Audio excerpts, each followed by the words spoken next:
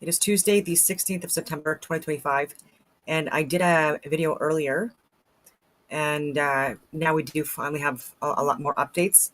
And I also wanted to correct things that even I said that are incorrect, and it's specifically regarding Erica, Mrs. Kirk, and her daughter, who were alleged to have been there when I don't believe that they were there. And there's even witness accounts that I'm going to share before I get into the updates. I'm going to share from Fox News and my own commentary, but there's so much explained, very thorough. And, as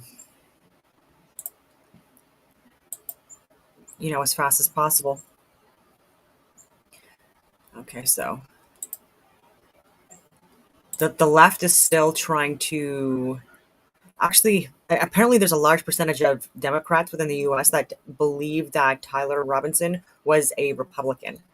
That's a huge percentage. It was shocking. I don't know how true that is, but that's what some prominent mainstream media sources are saying. But anyway. Why is only this happening on the left and not the right? That's all we need to know. What about There's absolutely no cognitive... What about Melissa Hortman that we just talked you want to talk about Melissa Hortman? Did you know her name before it happened? None of us did. None of us were spending every single day talking about Mrs. Hortman. I never heard of her until after she died. It doesn't matter?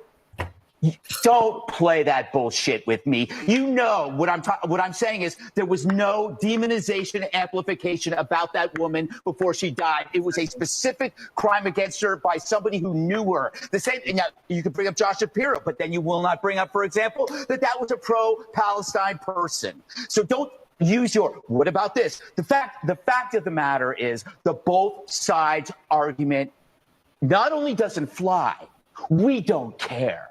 We don't care about your both sides argument. That shit is dead. For one thing, there is no cognitive dissonance on our side. On your side, your beliefs do not match reality. So you're coming up with these rationalizations like, what about this? Or what about that? We're not doing that because we saw it happen.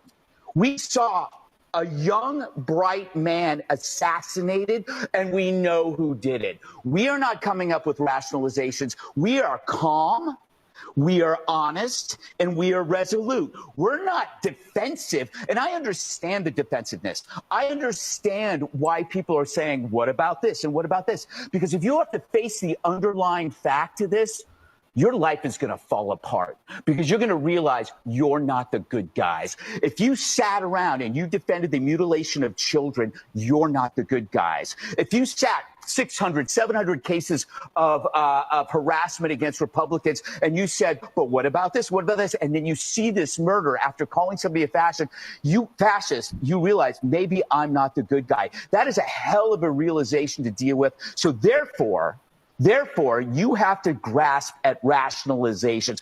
You don't have to do that, Jessica. They do. I don't believe you're part of that group, but why the hell do you have to mimic and echo that crap to us? He was a patsy.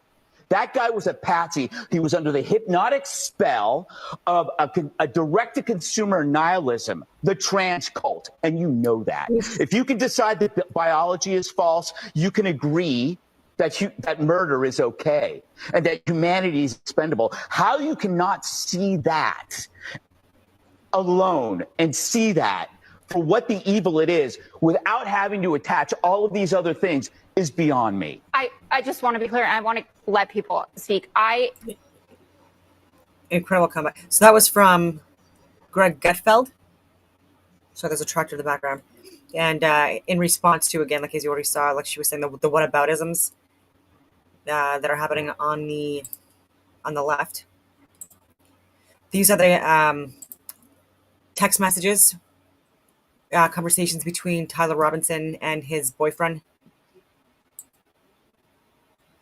Okay. This is an important video. Okay, so I wanted to make this video in regards to a lot of misinformation that keeps circulating online. And I wanted to give my perspective as a witness to these actual events and being at. She was there. I did look at her social media, and she does have video proof of being there. So anyways, this actual event, what happened.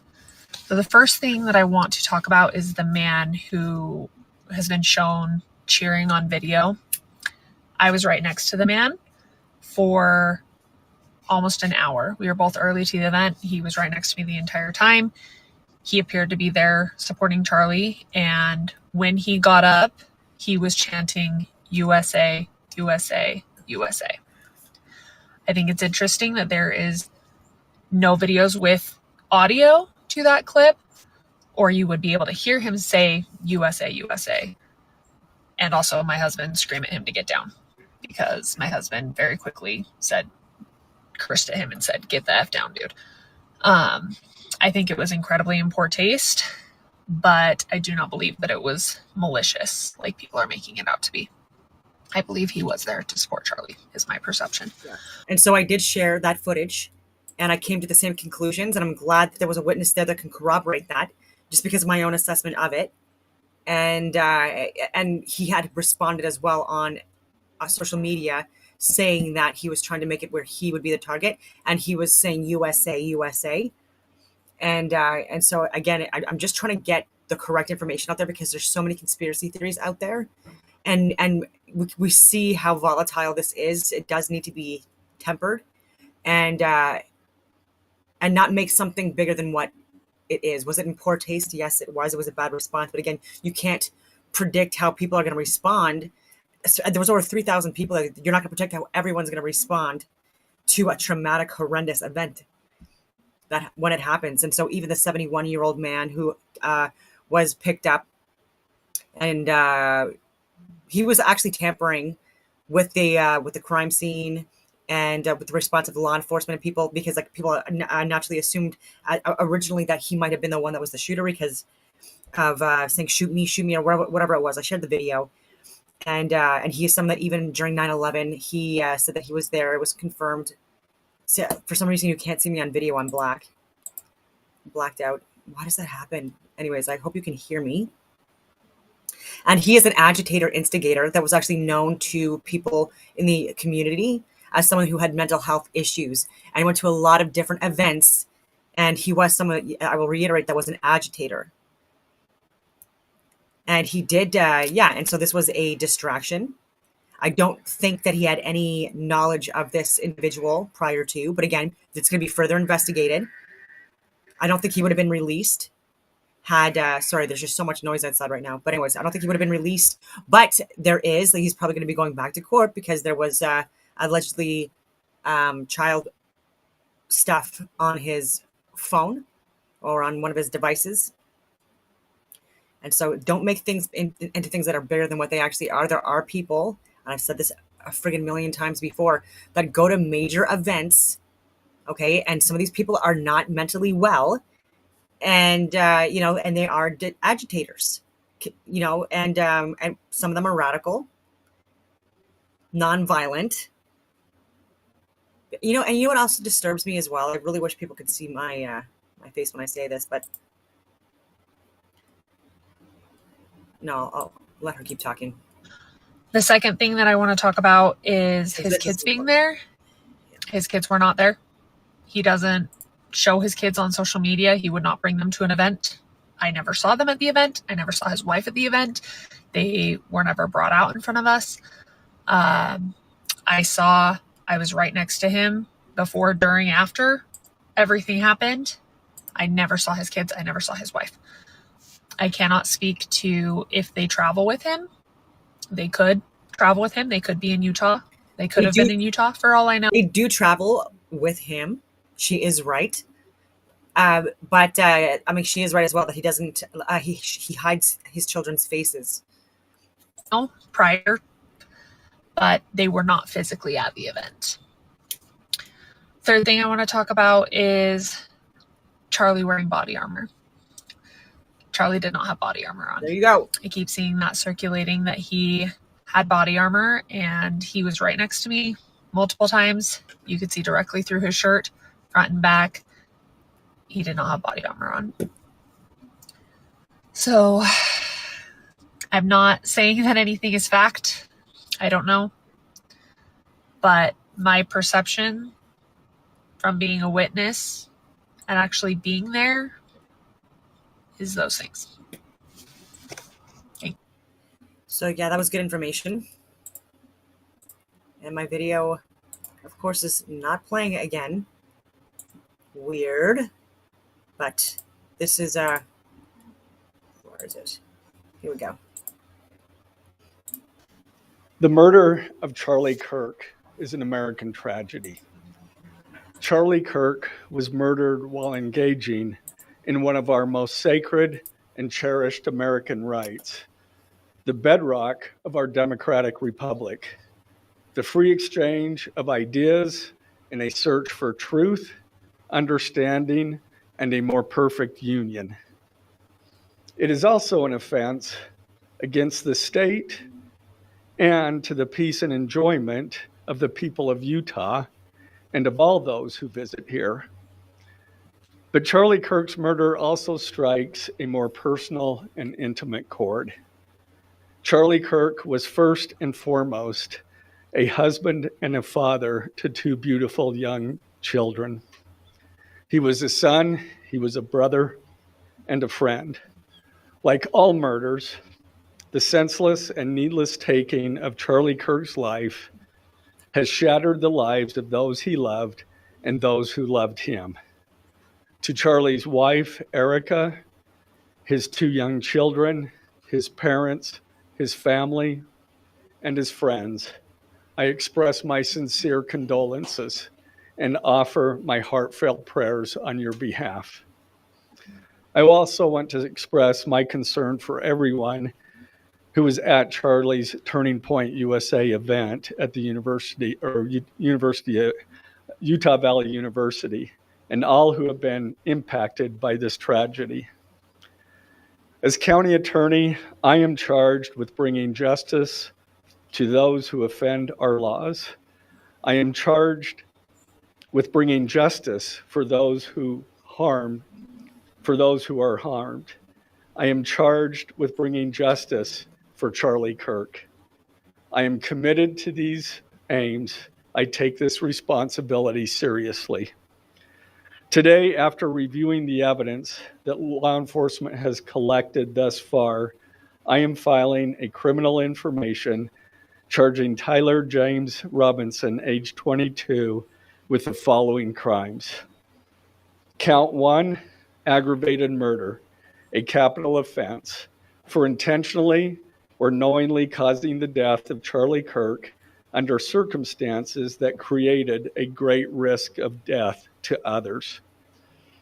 Count 2, felony discharge of a firearm causing serious bodily injury, a first-degree felony. The state is further alleging aggravating factors on counts 1 and 2 because the defendant is believed to have targeted Charlie Kirk based on Charlie Kirk's political expression and did so knowing that children were present and would witness the homicide. The state is also charging defendant with count 3, obstruction of justice, a second-degree felony for moving and concealing the rifle used in the shooting. Count 4, obstruction.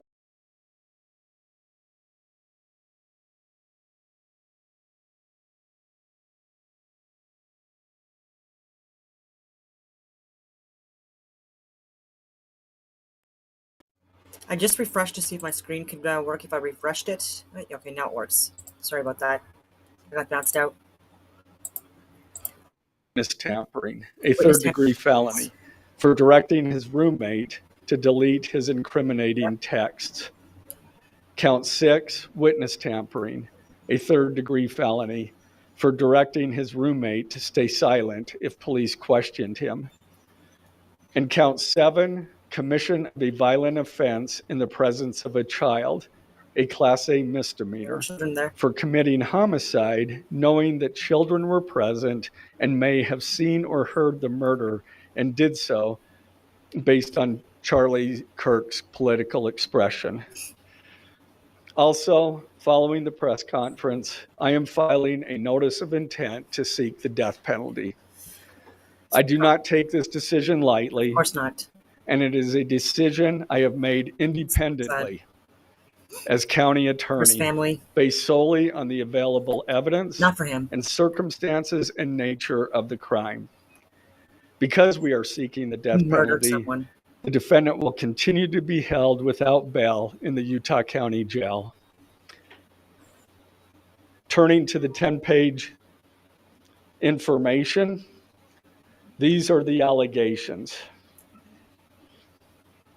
On September 10th, 2025, at approximately 12:23 p.m., Charlie Kirk was shot and killed while speaking to a large crowd on the campus of Utah Valley University in Orem, Utah. Police found the suspected murder weapon, a bolt-action .30-06 rifle, nearby. Over the next approximately 33 hours, police conducted a manhunt for the shooter until the evening of September 11th, 2025, when Tyler James Robinson surrendered to police at the Washington County Sheriff's Office. DNA consistent with Robinson was found on the rifle's trigger. After shooting Mr. Kirk, Robinson hid the gun, discarded the clothing he wore when he fired the rifle, and told his roommate to delete incriminating text messages and not talk to police. Children were present at the time of the shooting. The shooting. Turning Point USA, a nonprofit organization founded in 2012 by Charlie Kirk, organized a public outdoor event to be held at noon on September 10th, 2025 at UVU. The event was the first in a series of similar events to be held at college campuses nationwide. Mr. Kirk is a well-known conservative activist famous for these type of events where he discusses various political issues and debates with audience members. His events and comments have garnered a significant number of supporters and drawn the ire of many who disagree with his political views. The event at UVU was announced far in advance and garnered significant publicity and interest. Consequently, several hundred people attended. Mr. Kirk was interacting with a crowd before the event officially got underway.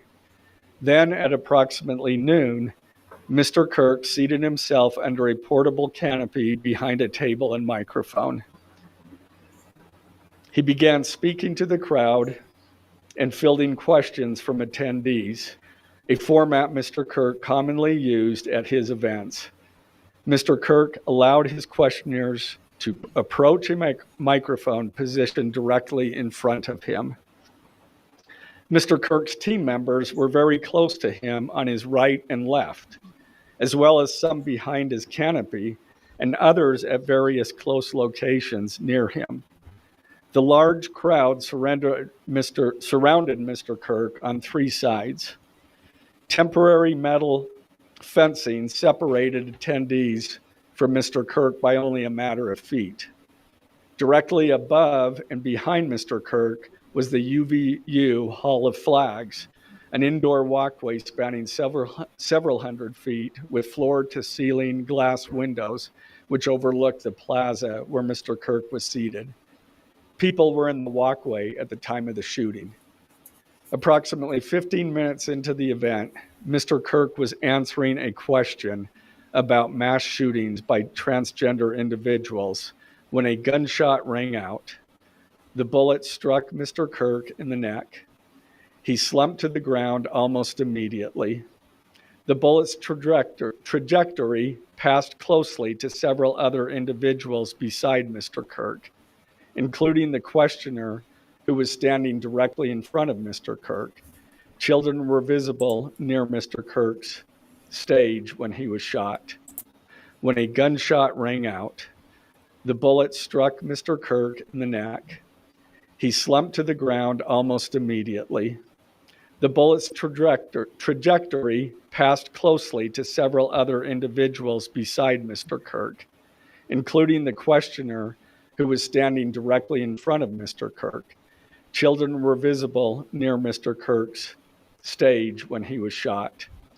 Mr. Kirk was rushed to a nearby hospital where he was declared deceased. The medical examiner's report is still pending. So UVU surveillance. So at the moment of the shot, a UVU police officer was watching the crowd from an elevated vantage point. As soon as he heard the shot, he began to scan the area for threats. Believing the shot came from a rifle because of its sound, he looked for potential sniper positions. He noted a roof area approximately 160 yards away from Mr. Kirk as a potential shooting position and rushed there to look for evidence. The suspected shooting position is adjacent to an open, publicly accessible walkway. To access the suspected location, a person must climb over a railing and then drop to the roof only slightly below. The UV officer climbed over the railing and down onto the roof. He then walked to the suspected shooting position and confirmed a clear shooting corridor between the position and Mr. Kirk's seat.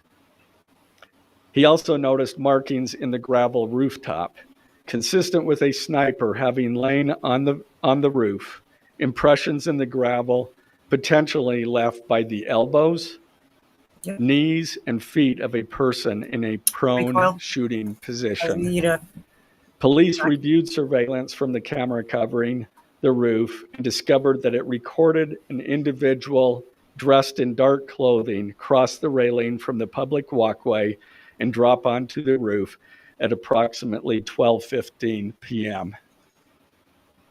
Although the individual moved out of the camera's view for a short time, the camera again captured the individual running across the roof and then low crawling to the area the UVU officer recognized as where the suspected sniper had dropped into a prone shooting position.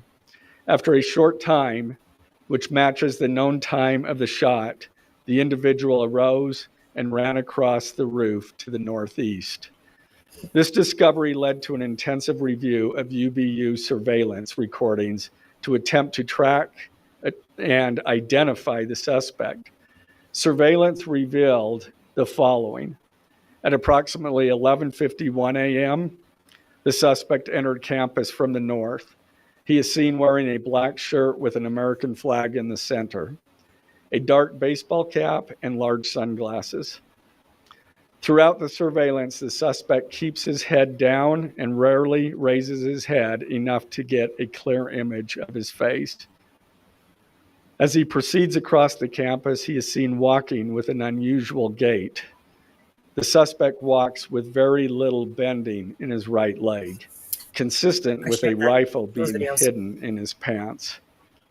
This unusual gait continues until the suspect is seen crossing the railway off the open walkway and onto the roof, where he leaves the camera's view. A camera later captures the suspect as he runs across the roof to the suspected shooting position. Immediately after the shot was fired, a camera captures the suspect running across the roof carrying an item whose shape is consistent with a rifle. The suspect is then seen climbing down from the roof. He appears to drop the item he was carrying as he hits the ground in a controlled fall. He then picks up the item and runs toward the northeast end of campus. Expanded crime scene investigation. Law enforcement officers followed the suspect's escape path to the northeast end of campus, where they believe the suspect left campus and entered a wooded area.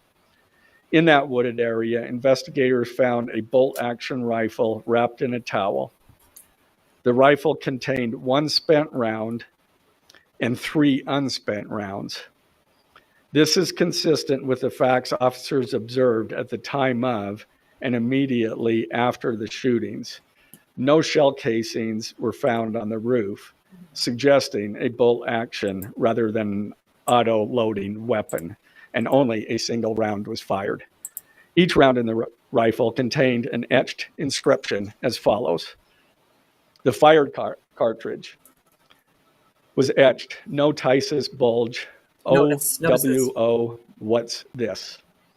The second cartridge that was again not spent. The last three were not spent, were not fired. The second, hey fascist, catch, with arrow symbols. The third cartridge, oh Bella Ciao, Bella Ciao, Bella Ciao, Ciao Ciao. The fourth cartridge, if you read this, you are gay, LMAO. The rifle, ammunition rounds, and towel were sent for forensic processing. DNA consistent with defendant was found on the trigger, other parts of the rifle, the fired cartridge casing, 2 of the 3 unfired cartridges, and the towel. Law enforcement was unable to immediately locate the shooter, so they published photos of the shooter from the UVU surveillance cameras and asked for the public's help to identify him. Meanwhile, law enforcement continued to try to identify the shooter through other means. The Washington County investigation. On the evening of September 11th, 2025, as law enforcement continued their investigation, Tyler James Robinson went to the Washington County Sheriff's Office with his parents and a family friend to turn himself in. Robinson's mother stated that the following to police. On September 11th, 2025, the day after the shooting, Robinson's mother saw the photo of the shooter in the news and thought the shooter looked like her son. Robinson's mother called her son and asked him where he was. He said he was at home sick and that he had also been at home homesick on September 10th. Robinson's mother expressed concern to her husband that the suspect shooter looked like Robinson. Robinson's father agreed. Robinson's mother explained that over the last year or so, Robinson had become more political and had started to lean more to the left, becoming more pro-gay and trans rights oriented. She stated that Robinson began to date his roommate, a biological male who was transitioning genders. This resulted in several discussions with family members, but especially between Robinson and his father, who have very different political views. In one conversation before the shooting, Robinson mentioned that Charlie Kirk would be holding an event at UVU, which Robinson said was a stupid venue for the event. Robinson accused Kirk of spreading hate. Robinson's father reported that when his wife showed him the surveillance image of the suspected shooter in the news, he agreed that it looked like their son. He also believed that the rifle that police suspected the shooter used matched a rifle that was given to his son as a gift. As a result, Robinson's father contacted his son and asked him to send a photo of the rifle. Robinson did not respond. However, Robinson's father spoke on the phone with Robinson. Robinson implied that he planned to take his own life. Robinson's parents were able to convince him to meet at their home. As they discussed the situation, Robinson implied that he was the shooter and stated that he couldn't go to jail and just wanted to end it. When asked why he did it, Robinson explained there is too much evil and the guy, referring to Charlie Kirk, spreads too much hate. They talked about Robinson turning himself in and convinced Robinson to speak with a family friend who is a retired deputy sheriff. At Robinson's father's request, the family friend met with Robinson and his parents and convinced Robinson to turn himself in. The family friend spoke to police and reported telling Robinson that it would be best if he brought all evidence with him to the sheriff's office to avoid. So he was the deputy chief of police. That was the neighbor who they called the family friend. And so it wasn't his father. He might have been retired law enforcement. I don't know. But the 27-year veteran is the neighbor. Police having to search his parents' home. Yeah. The friend also asked Robinson if he had any clothes that were related to what he did.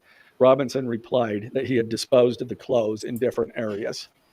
So they gotta find the roommate. If he's going to cooperate. Police interviewed Robinson's roommate, a biological male who was involved in a romantic relationship with Robinson.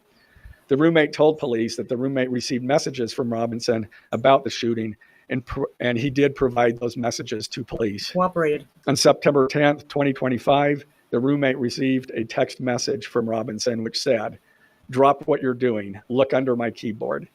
The roommate looked under the keyboard and found a note that stated, quote, "I had the opportunity to take out Charlie Kirk, and I'm going to take it."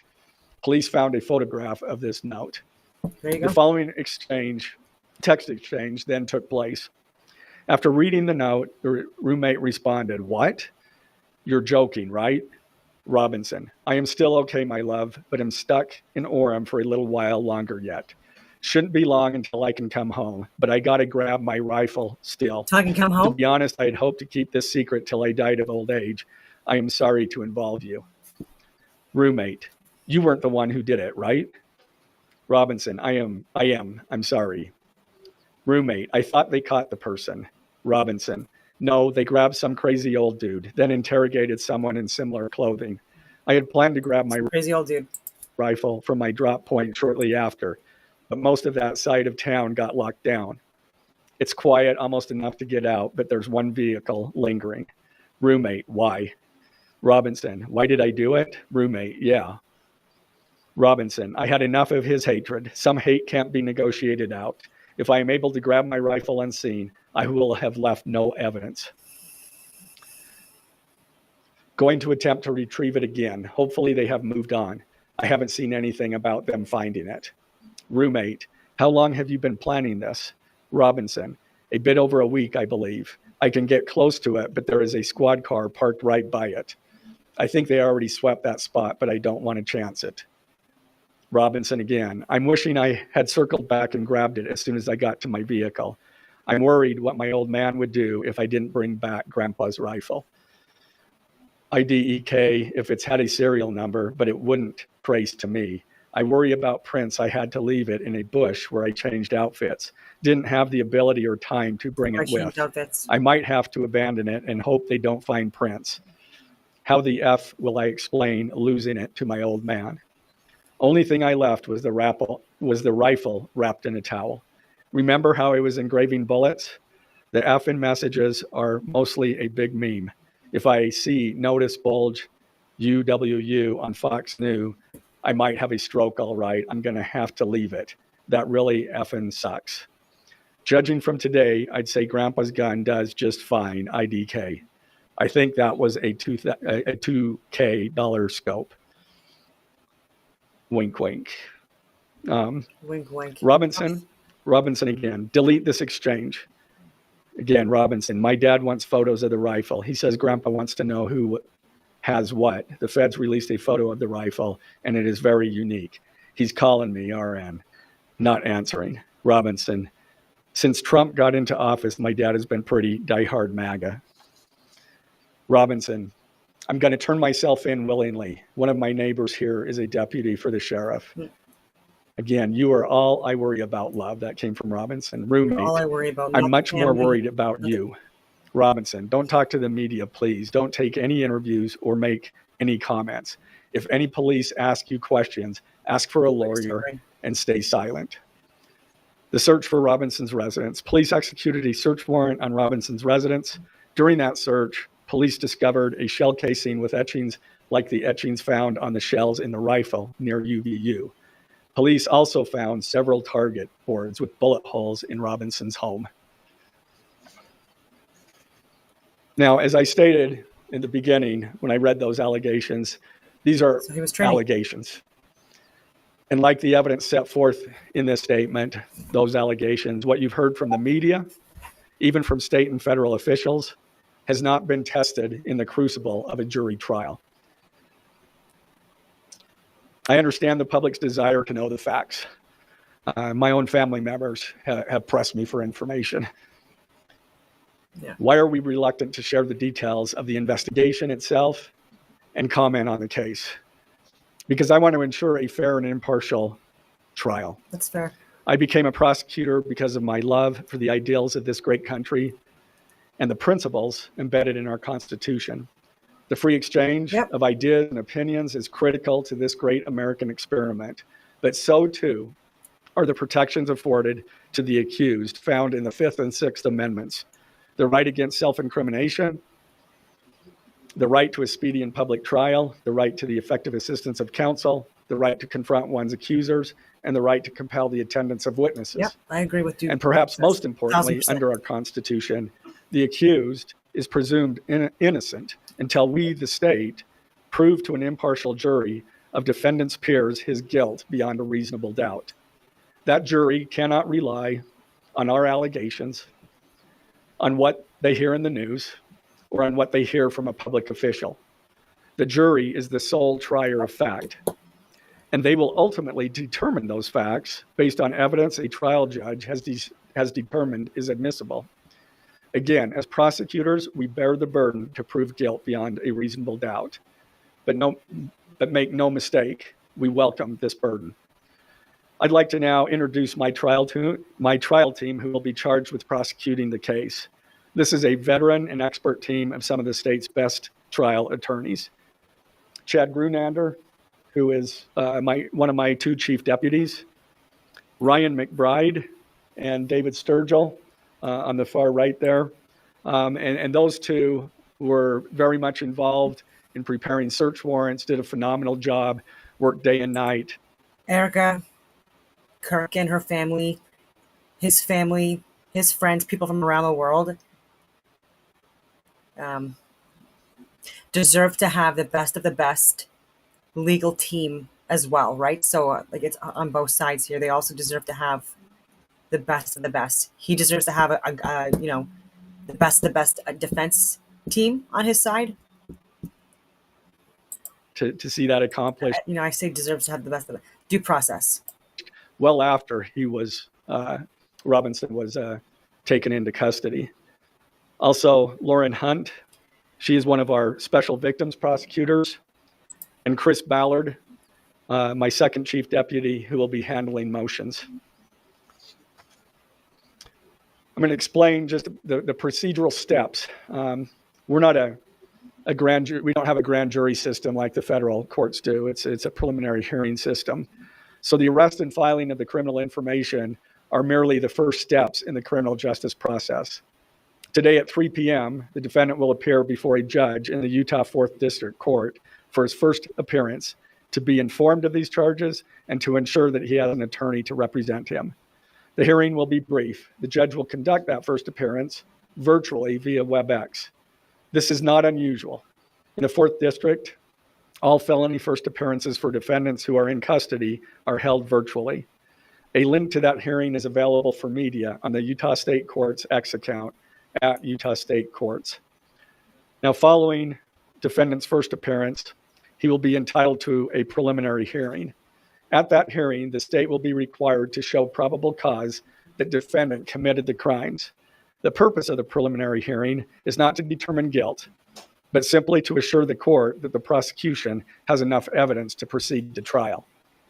If a judge finds probable cause and binds the case over for trial, an arraignment hearing will be held.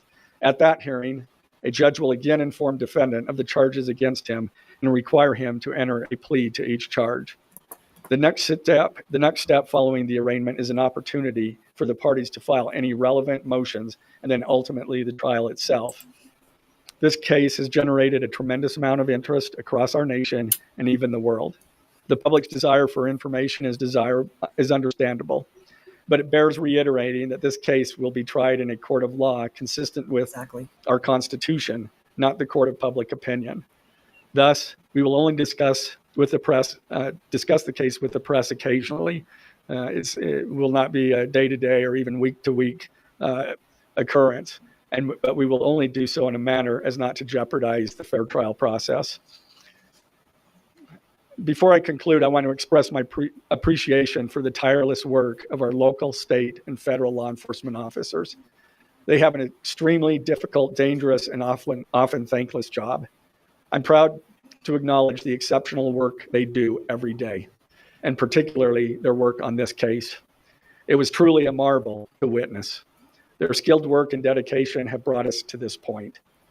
I'm also grateful for the leadership demonstrated by Bo Mason, the Commissioner of the Utah Department of Public Safety, FBI Special Agent in Charge Rob Bowles, Utah County Sheriff Mike Smith, our local police chiefs, and Felice John Vitti, the acting U.S. Attorney for the District of Utah.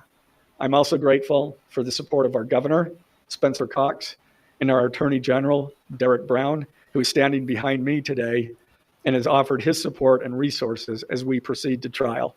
Finally, I want to thank our Utah County Commissioners, Amelia Powers Gardner, Brandon Gordon, and Skylar Beltran. They too have pledged to assist with the resources needed to successfully prosecute this case. I will now take a few questions. For questions, ladies and gentlemen, just really fast, if you could identify yourself and what are we consider. Okay. They are still looking into it. It's an undergoing investigation. Ongoing. They haven't ruled that out. Can't hear.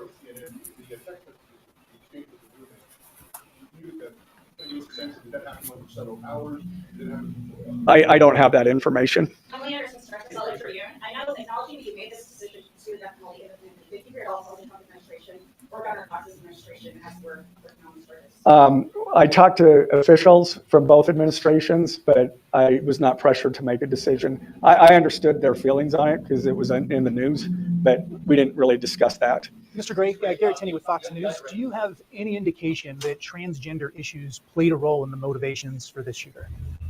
I'm going to stick to what I just stated in my public, in our information. I think that is pretty much set forth there. Mr. Gray, Ben Winslow, Fox 13 News. Just asking, are you planning to file additional charges against anyone else? He's just sticking with the facts. Again, Really we don't have appreciate any that. information at this point of additional suspects, but I know that our law enforcement agencies are continuing to follow leads. Other people, a number of people be investigated and interrogated. So it seems that there are people who like to be off the top. Yeah, I'm not. Was it lone wolf, or could this be part of a... I can't comment on that. I'm not aware of all their investigation. I just know that these agencies are continuing to investigate this case and follow all leads.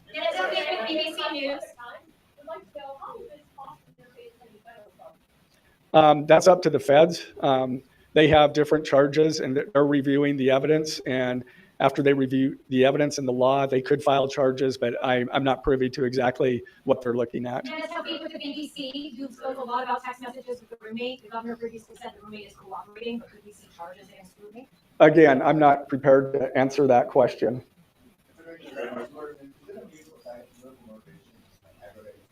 It's part of our code, and so we charge that. Is this a confession? Text messages? Is that legally a confession? And is he cooperating since he's been taken in custody? Ultimately, a judge will determine that at trial. And cooperation, has he spoken up and has been cooperating? Again, I'm not going to comment on that. Any statement at all? Okay. What would you tell us about the suspect's time online that some say radicalized? I am not aware of that information. It's, again, still under investigation. And has he expressed any remorse so far about this? I am not going to comment on that. Is he not cooperating? I am not going to comment on that. FBI director way out of front in terms of presenting evidence to the public. Your team Oh, yes. Well, as attorneys, we typically like to control that information to preserve an impartial jury and a fair trial. Excuse me? I don't have that information. Can you tell us more about what the family may have said in interviews? What the family said is what I provided. Do you anticipate that the national private is trial without Utah County, and how will you conduct That from where? from Utah County? That the defense will be from Utah County? That they will try to get the trial. I Talking couldn't about the predict possibility what of they're moving going it to to do. another location, the hearing. I don't know why they would want to do that. And so I think the question, it might be coming up.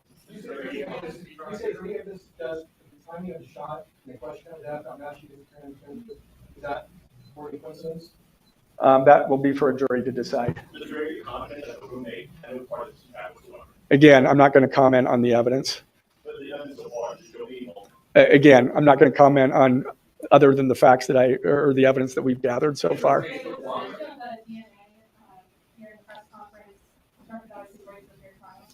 I don't believe so. This is part of a public document that we have to file as we file a criminal information. We have to file a probable cause statement. That's a public document, and so we're comfortable with that. I'm not going to comment on that either.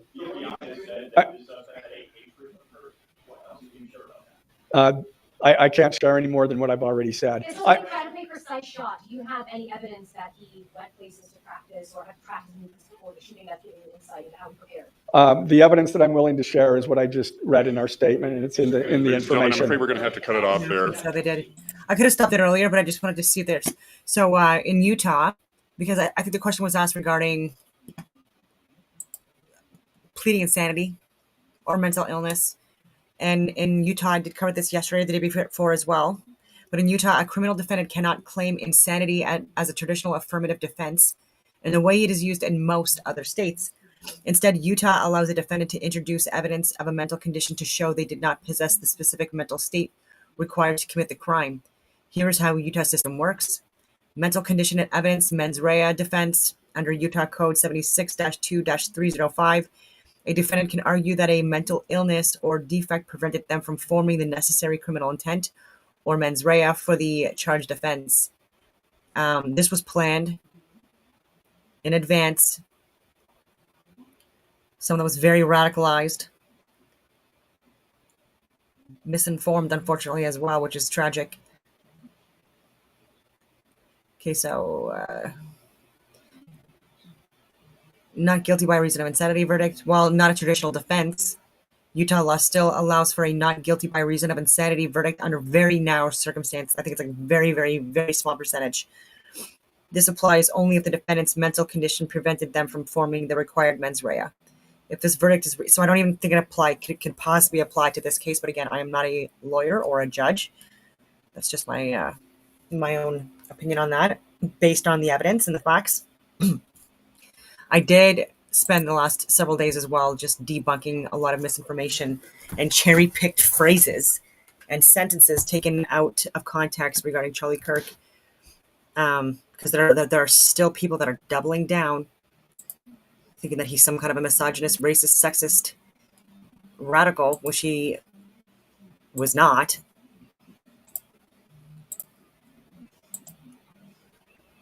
Okay, so I've had a whole lot of white folks commenting on my last video asking for proof that Charlie Kirk was an outspoken racist.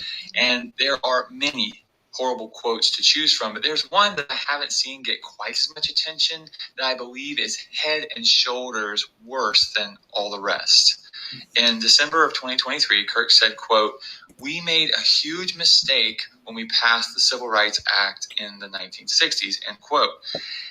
See how he said, end quote? Charlie Kirk has explained his reasoning behind this multiple times. And these people have to leave out the context in order to paint the picture they want to paint. Listen to Charlie Kirk talking about this.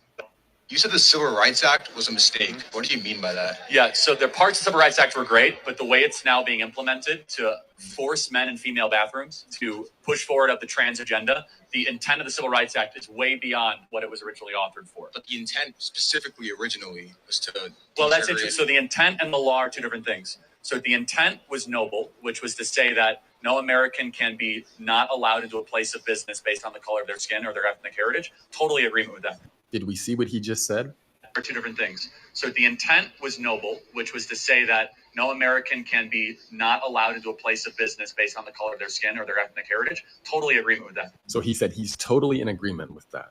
He also said it was noble. Let's actually look at the definition of noble real quick. Number 2 is the definition that applies. Having or showing fine personal qualities or high moral principles and ideals. So he's saying the Civil Rights Act had high moral principles. It was noble. It was good. He says he's in agreement with the intent. So no, he doesn't want black people being denied at water fountains. He does not think we shouldn't have rights in this country. Now let's let him continue. That's not what the law only did. It created a massive anti-racist DEI army that then gave us affirmative action. For example, recently Merrick Garland sued using the Civil Rights Act, saying that we cannot have voter ID in certain states because it's a violation of the Civil Rights Act. So basically what the Civil Rights Act did is that it went beyond disparate impact and then went to disparate effect. In the sense where if black Americans are not doing as well as white Americans in a certain category, you can now use the Civil Rights Act and say that's a violation of the Civil Rights Act, even though there might be other contributing factors. Does that make sense? Yeah. So it's too broad, too wide, and it's now doing a lot of damage to the country. It's being used well beyond its original intent. So he said it's being used well beyond its original intent. So to make it very simple, he thinks the intent behind the act was good. He 100% thinks that black people should not be discriminated against due to their skin color. So he says the bill should be more concise and it should not be used in all these different broad ways that it's being used. All these people consistently take him out of context and they make sure to leave him out of context. Just a reminder, I have a free email newsletter where I give you morning updates. Yeah, well said. And it doesn't help anyone. It continues the division.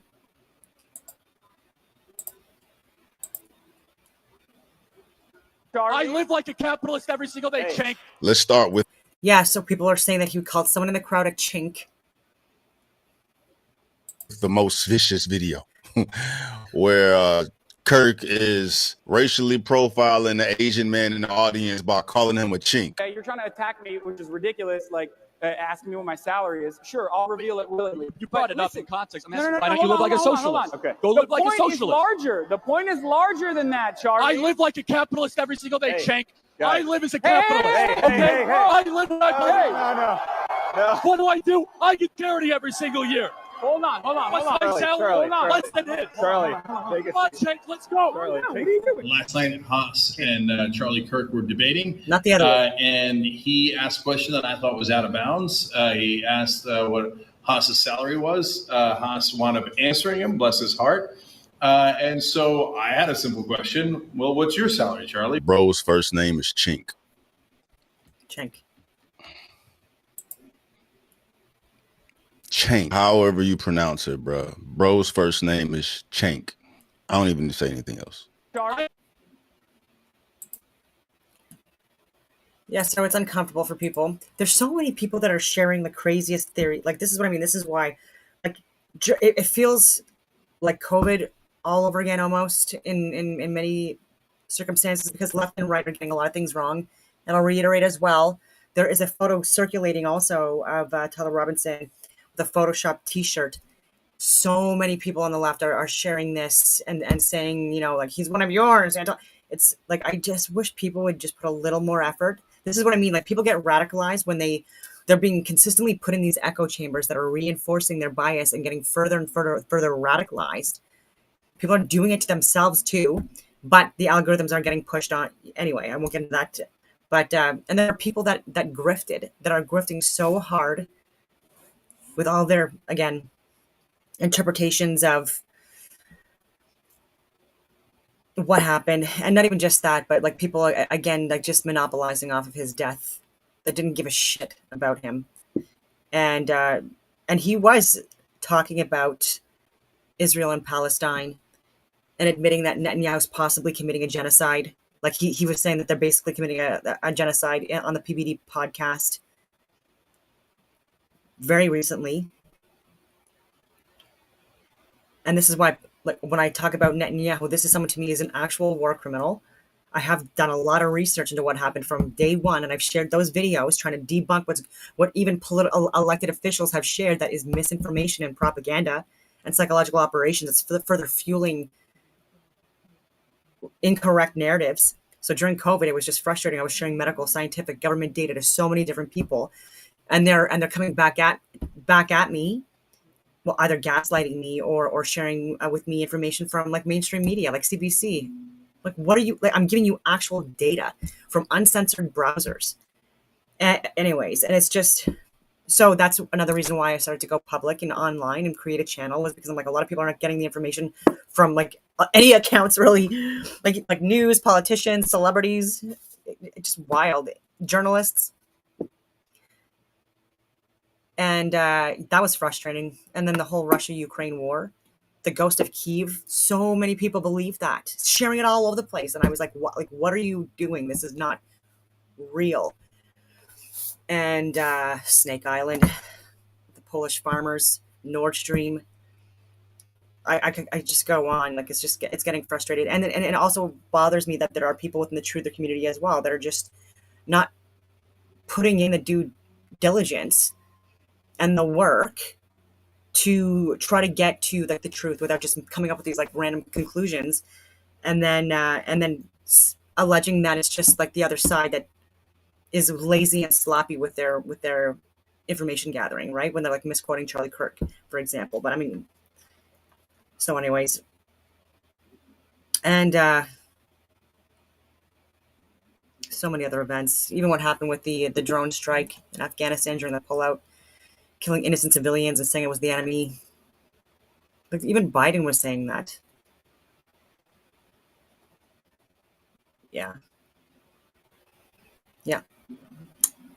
There are other videos that I wanted to share, but I will leave that for another day. I hope these videos get to people like Candace Owens because she was friends with him. And she is a good reporter, journalist, entertainer. I will definitely say that about her. And she's probably getting so much thrown at her to like look at, and she's going to go down every single angle and rabbit hole, as she should, as I would too. I'm doing it, and I wasn't even as close and personal to Charlie Kirk as she was. Not even close. But yeah, it's very tragic. And Netanyahu is trying to grift off of this tragic event, despite the fact that apparently Charlie Kirk was offered a large sum of money from him, and Turning Point America, I think it was like $150 million or something like that, that was offered to them, which I guess was like double what their current budget is or worth. And apparently he refused. And it is confirmed too, though I wouldn't put it past him because it was around the same time that he's also been like doing other contracts with Google and so many other media outlets and elected friggin' officials, even in Canada, with this bike tour or whatever it is that he was going to be doing. But he's trying to have a more positive image, despite the fact that he's a little criminal. And so anyway, throwing a lot of money in these propaganda campaigns. So if you have understood that Netanyahu is a criminal who should resign and face jail time, if you all of a sudden in the next few months start loving this guy, like, congratulations, you fell for the propaganda. Anyway, on that note, I will leave it at that, and I hope that everyone has a wonderful rest of your day.